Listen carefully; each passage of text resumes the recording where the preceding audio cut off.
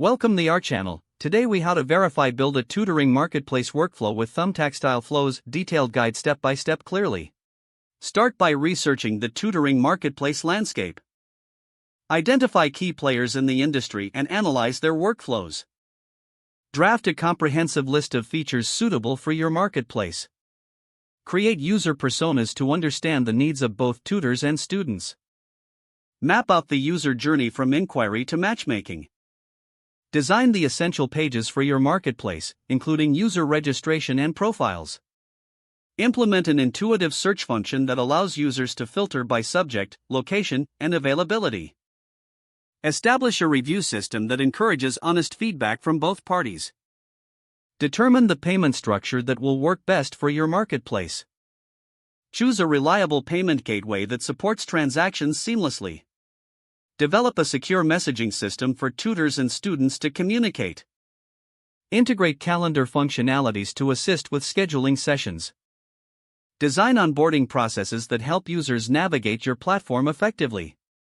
Run user tests to gather feedback on the overall experience. Incorporate analytics tools to track user behavior and marketplace performance. Refine your platform based on user feedback and analytics data. Launch a beta version to a select group of users for final testing. Gather insights from beta users to make last-minute adjustments. Create marketing strategies to attract tutors and students to your platform. Implement your marketing tactics and monitor their effectiveness.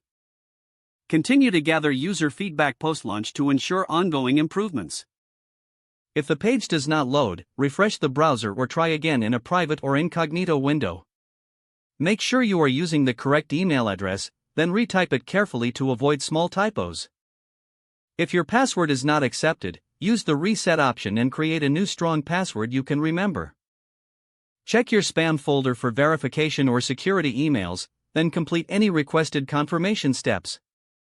Enable two-factor authentication if available to improve account security and reduce unauthorized access risk. After signing in, review your profile details so your contact information and settings are accurate and current. If you see an error message, note it down and try again after restarting your device and internet connection. Don't forget to like this video and subscribe to our channel for more step-by-step tech guides.